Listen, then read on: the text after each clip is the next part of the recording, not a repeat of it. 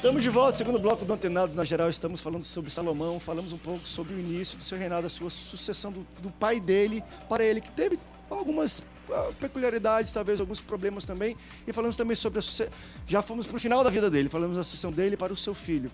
Mas é muito interessante a gente ver um pouco da diferença de Davi para Salomão. Davi era um guerreiro, talvez era o tipo de liderança que Israel necessitava na época dele. Vindo de uma sucessão complicada, era uma época de fato de muitas guerras, muitos conflitos. Já Salomão, quando chega e é perguntado o que ele queria ter, ele falou: quero ter sabedoria. E ele foi um rei não de conflitos, mas um rei, talvez, um dos maiores reinados de paz que Israel já teve. Então, ele meio que fez alianças com as nações circunvizinhas, ele fez tratados de troca de comerciais com outras pessoas que antigamente Israel não tinha nenhum tipo de relacionamento, pelo contrário, tinham guerras. Ele foi um bom conciliador, ele foi um bom cara de aliança. Isso é bom ou é ruim? Isso é uma aula também muito legal da vida dele, porque a gente percebe um limiar perigoso, às vezes, nas alianças. Porque ele precisava consolidar o reino. O pai implanta, o pai consolida, amém? Estabelece, mas eu acho que ele é um consolidador geográfico e político daquele reino. Porém, ele negocia demais. Ele faz alianças, amém, ter as alianças. Agora, absorver influências dessas alianças, que está o limite. E é nisso que ele começa o princípio da queda dele. Porque ele também, ao fazer aliança com algumas pessoas e relacionar com algumas pessoas, ele começa a idolatrar os mesmos deuses dessas alianças. Para mim, fica assim. Por exemplo, eu lido com muitos evangelistas, estou sempre em faculdade, estudo, e a gente precisa relacionar, a gente tem uma georrelação ali naquele ambiente que você precisa conquistar o seu espaço, você precisa estabelecer sua personalidade, seu respeito, quem você é. Mas tudo tem um limite nessa vida. O Salomão me ensina a ter limites. E quando esse limite é quebrado, você pode absorver maldição sobre a sua casa. E é a situação dele. Ele falou uma coisa assim sobre queda de Salomão. Né? Queda de Salomão. E aí, aqui é um debate, nós estamos, até que qual é a profundeza dessa palavra dele, queda? Porque a gente hoje ainda tem um dilema muito grande quanto Salomão. Perfeito. Salomão foi salvo? Salomão, nós vamos encontrar Salomão no céu. Mais forte aí, né? sobre isso. Porque né? a diferença, uma das coisas interessantes de Salomão para Davi é essa, que Davi pecou, mas ele se arrependeu. E na velhice dele tentaram encontrar uma mulher para cuidar dele, ele até permitiu, mas não dormiu com ela, porque ele já sabia o erro dele. Davi tinha a diferença de Salomão, que Davi tinha visto o erro de como Saul tinha sido levado ao reino, e como ele foi levado ao reino através de Deus. Então, esse lado que eu vejo que Davi estava esperando, na verdade, esperando a hora de Deus, porque sabia o erro que tinha acontecido com Saul. Mas agora Davi tinha cometido, eu digo assim, um acidente, né? Quando ele adultera com aquela mulher ali, que vem gerar depois os filhos, para mim foi um acidente, ele não preparou, ele chegou na janela, viu aquela mulher e se entusiasmou, aconteceu a história que a gente conhece, né? Depois manda chamar o marido para tentar fazer com que ele dormisse com ela, para talvez enganar e dizer que o filho era dele, mas o camarada ficou ali, passou o tempo e terminou descobrindo que não era. E já vem agora Salomão, que é um sábio, mas aí tem essa situação, começou a fazer convênios, e nesses convênios, para fazer, teve que até casou com muitas mulheres, princesas, não eram prostitutas, cuidado, princesas, mulheres importantes, mas aí no final ele, aparentemente, aí que eu estou questionando, né? Aparentemente ele morreu no erro, no pecado. E a questão é que ele quebrou a lei mosaica. A lei dizia que ele não poderia coabitar com mulheres estrangeiras. Ao mesmo tempo que ele é digamos assim, o referencial de sabedoria, mas no seu governo ele cometeu burrices.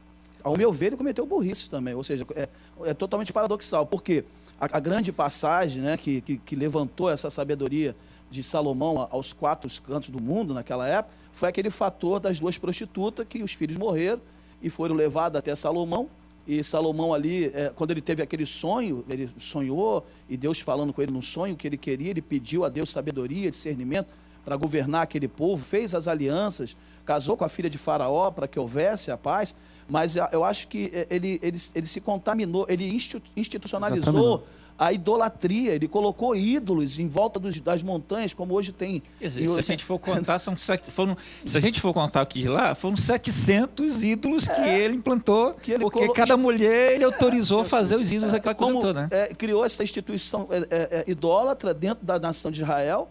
o que era totalmente abominável aos olhos de Deus, e o que é pior, ele foi sábio nessa decisão ao não deixar que, aí falou que aquela que cortasse a criança no meio. Hoje em dia isso é usado em várias analogias sobre sabedoria, mas ao mesmo tempo tomou posições que totalmente contraditórias àquilo que a Bíblia ensina, aquilo que a palavra do próprio Deus ensina.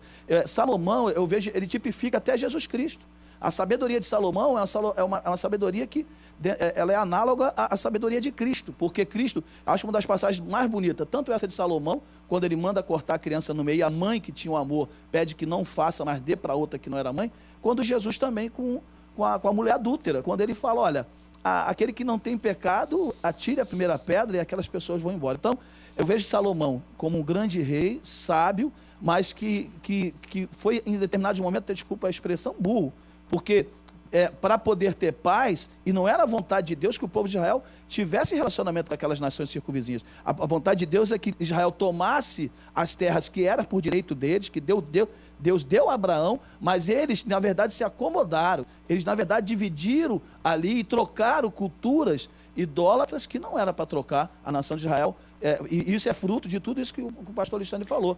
Até hoje nós sofremos com isso, com essa contaminação que vem de lá. E a igreja hoje em dia, infelizmente, também tem muitos pastores que estão fazendo alianças para simplesmente aumentar o seu reinado, mas trazendo idolatria para dentro da igreja. E eu ia tocar um pouco nisso, que eu acho que é essa aplicação. O Alexandre colocou bem, André. Nós não podemos negar a amizade, proximidade em todos os meios e níveis que nós vivemos e transitamos. Porém, formação de convênios, como falou o pastor Moisés, ou alianças, como falou o pastor Alexandre, com essas pessoas, aí nós temos que ter critérios maiores, porque até que ponto, e aí vamos trazer para a aplicação de hoje, estamos em época até política, até que ponto alianças para apoios, alianças para várias outras situações devem ser feitas entre líderes e lideranças eclesiásticas e tudo, e pessoas, que isso não venha a afetar a conduta da própria igreja, porque eu acho que podem até ser feitos algum tipo de aliança, e eu sou um daqueles que ainda protege se a igreja tem um trabalho, e falando politicamente, trabalho parlamentar, social, bonito, bem claro e específico, há de se mostrar isso e ser bem explícito para todos. Porém, quando existem alianças escusas e esquisitas, isso de alguma forma afeta a igreja, ou traz para dentro da igreja, se coloca dentro da igreja pessoas que têm um posicionamento totalmente contrário e errados àquilo que a igreja professa ou prega, a gente vai entrar um pouco aqui nessa história. Que tipo de aliança igrejas líderes estão fazendo? Ainda mais em época política. Isso é uma coisa muito... Até onde vai esse ecumenismo, né? O ecumenismo, essa palavra que está... Né? Salomão foi ecumênico ao extremo. Agora, e a igreja hoje em dia? Será que não está sendo ecumênica também ao extremo? Será que uma manifestação social, política, é importante nós participarmos? A igreja está inserida no contexto da sociedade, mas a igreja tem o seu limite daquilo que a Bíblia lhe impõe, não o que eu imponho. Como Deus também impôs a Salomão um limite. Ele não poderia, era a lei mosaica, ele não poderia fazer o que ele fez. O legal é a gente lembrar que, além da cronologia de Salomão, né, os seus relatos no livro de Reis, a gente precisa ver o coração de Salomão no livro de sabedoria, né? Ali no livro de Cantares e Provérbios, enfim. Por quê? Porque ali ele revela o nível de arrependimento dele e o aprendizado com os erros também. Ele reconhece, poxa, a vaidade dele. Então, eu acho que ele foi salvo, não pelo histórico, não pelo histórico, mas pela herança de arrependimento que ele com certeza aprendeu com seu pai.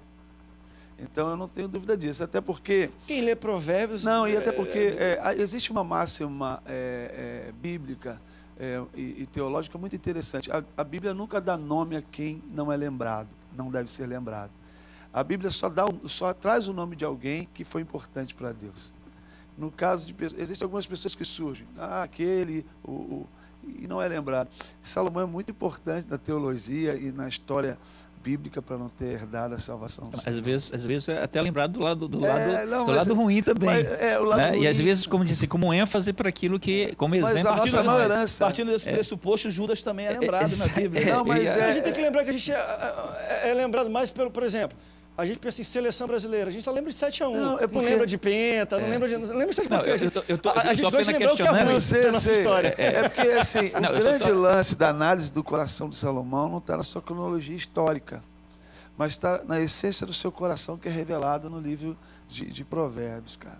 Não só Provérbios, como Eclesiastes, enfim. Não só isso. Eu acho que quando a gente identifica Salomão, ele cumpre um papel muito importante na história de Israel. Eu acho que isso que o irmão pastor chamou de consolidação é o auge do reinado de Israel.